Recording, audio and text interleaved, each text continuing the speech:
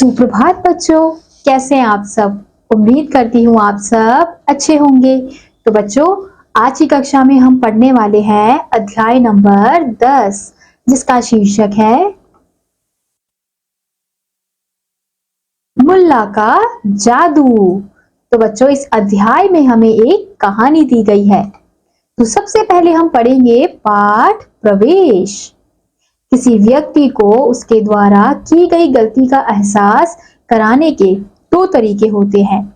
एक, सीधे उसे उसकी गलती बताकर, या दूसरे, किसी ऐसे तरीके से कि उसे गलती भी पता चल जाए और वह दूसरों के सामने शर्मिंदा होने से बच जाए। तो बच्चों, इस अध्याय के माध्यम से हमें बताने का प्रयास किया गया है कि अगर हमें किसी व्यक्ति को उसकी गलती का एहसास कराना है तो उसके दो तरीके हो सकते हैं। या तो हम सीधा जाके उसे बता दें कि तुमने ये गलती की है, या फिर ऐसा कुछ करें जिससे उसे अपनी गलती का भी एहसास हो जाए और वो सामने वालों यानी कि औरों के सामने शर्मिंदा भी ना हो। तो चलिए कहानी को शुरू करते हैं। एक बार की बात है, एक सौदागर ने मुल्ला नसरुद्दीन को अपने घर दावत पर बुलाया। मुल्ला जी सज धज कर ठीक समय पर दावत के लिए पहुंच गए। मुल्ला जी ने देखा कि वहां खाने की उम्दा व्यवस्था थी। मेज पर चांदी के थाल, चांदी की कटोरियां और सोने के चम्मच रखे थे। ऐसे ऐसे व्यंजन और मिठाइयां थी जिनका लोगों ने नाम तक ना सुना था। सभी मेहमान खाना खा रहे थे। अब एक बार की बात है बच्चों कि एक सौदागर ने मुल्ला नसरुद्दीन को अपने घर दावत पर बुलाया था। अब मुल्ला जी भी सज धज कर दावत के लिए पहुंच गए और जैसे ही वो वहां पर पहुंचे तो उन्होंने क्या देखा कि मेज पर चांदी की थाले, चांदी की कटोरियां, सोने के चम्मच और ऐसी ऐसी मिठाइयां रखी थी जिनका किसी ने नाम भी नहीं सुना था और बहुत अच्छे अच्छे व्यंजन थे और सभी मेहमान खाना खा रहे थे। मुल्ला नसरुद्दीन भी सबके साथ बैठकर भोजन करने लगे। चारों ओर हंसी मजाक चल रहा था। तभी मुल्ला जी ने देखा कि एक नीली पगड़ी वाले आदमी ने सोने की एक चम्मच धीरे से अपनी बाईं जेब में रख ली।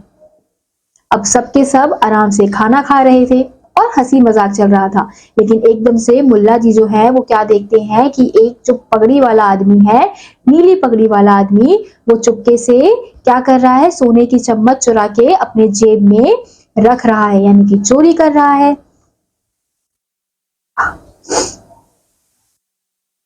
यह देखकर मुल्ला जी को बहुत बुरा लगा।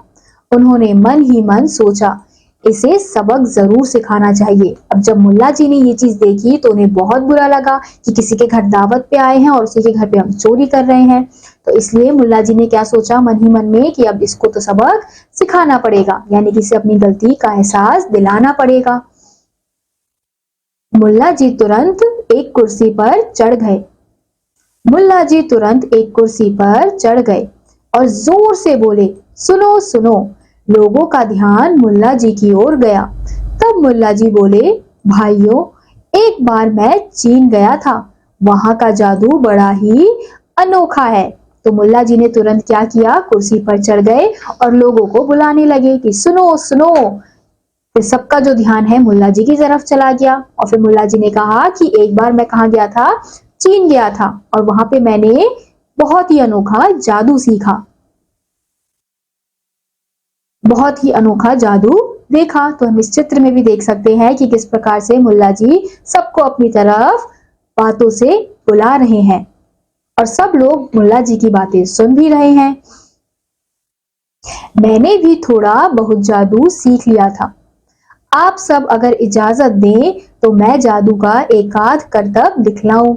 तो मुल्ला जी क्या कहते हैं कि मैंने भी वहां पर जादू देखकर थोड़ा बहुत जादू करना सीख लिया था। तो अगर आप लोग इजाजत दें, यानी आप लोग अगर चाहें तो मैं थोड़ा बहुत करतब जादू का दिखा सकता हूं।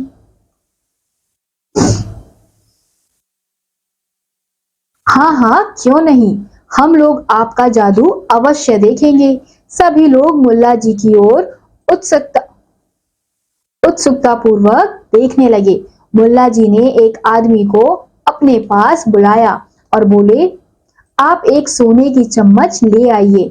वह आदमी तुरंत चम्मच ले आया। अब इसे मेरी जेब में डाल दीजिए, मुल्ला जी ने कहा। अब सब लोग जो थे वो मुल्ला जी की बात मान गए थे और कहा कि हाँ हाँ, हम आपका जादू अवश्य देखेंगे।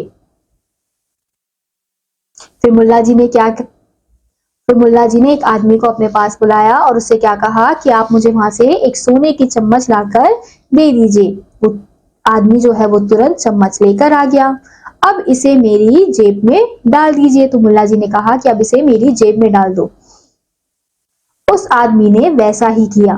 मुल्ला जी ने आंखें बंद कर ली और उटपटांग सा बोलने लगे। दोनों हाथों को इधर उधर घुमाने लगे। फिर आंखें खोलकर बोले, जादू मंतर छू मंतर, मेरा वचन न जाए खाली, अरी सोने की चम्मच तुरंत उस नीली पगड़ी वाले आदमी के बाईं जेब में चली जा। तो मुल्ला जी क्या करते हैं, अब आंखें बंद करते हैं और कुछ उटपटांग सा कुछ भी मंत्र बोलने लगते हैं। अब दोनों हाथों को घुमाते हैं और आंखें खोलकर क्या मंत्र बोलते हैं, जादू मंत्र छू मंत्र, मेरा वचन न जाए खाली। अब ये जो मेरे जेब में सोने की चम्मच है वो नीली पगड़ी वाले आदमी के बाईं जेब में चली जा।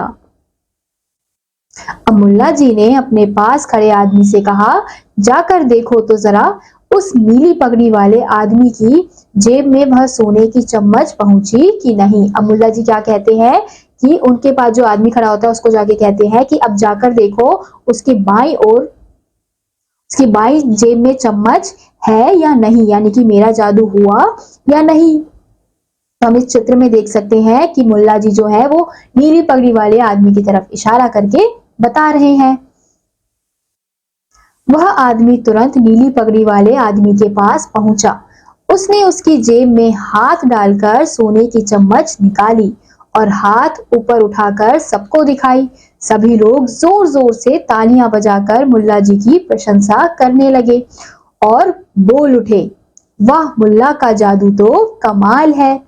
अब जैसे ही वो आदमी उस नीली पगड़ी वाले आदमी के पास पहुंचता है तो वो क्या देखता है, उसके जेब में चम्मच होता है, वो सबको दिखाता है। फिर सबको क्या लगता है कि सचमुच मुल्ला जी ने तो जादू कर दिया, अपने जेब से चम्मच उसकी जेब में डाल दिया। इसलिए सब क्या करते हैं, जोर से ताली बजाते हैं और क्या कहते हैं, और मुल्ला जी की प्रशंसा करते हुए कहते हैं कि वाह, मुल्ला का जादू तो कमाल है। फिर नीली पगड़ी वाला आदमी शर्म से गर्दन झुकाए बनावटी हंस रहा था। अब नीली पगड़ी वाला जो आदमी, उसे पता होता है कि वो तो उसके चोरी का चम्मच है, कोई जादू का चम्मच नहीं है। इसलिए वो शर्म से क्या करता है, शर्म के मारे थोड़ा बहुत हंसता है और अपनी गर्दन झुकाए रखता है, क्योंकि उसे पता होता है कि मुल्ला जी ने उसे अपनी गलती का एहसास दिलाया है। लेकिन उन्होंने इस प्रकार से एहसास दिलाया कि उसको किसी के सामने शर्मिंदा होने की जरूरत नहीं पड़ी। ये था बच्चों हमारा एक तरीका, यानी कि इस प्रकार से भी दूसरों को उनकी गलती का एहसास करवा सकते हैं। अब जरूरी तो नहीं सबके सामने शर्मिंदा करके हम उसको उसकी गलती का एहसास कराएं, हम इस प्रकार से भी गलती का एहसास करा सकते हैं। तो इसी के साथ बच्चों आज का यह अध्याय यहीं समाप्त होता है। उम्मीद करती हूँ आपको यह अध्याय समझ आया होगा। मैं आपसे मिलूंगी अगली कक्षा में, तब तक के लिए आप सभी बच्चे पढ़ते रहिए और खुश रहिए। बाय।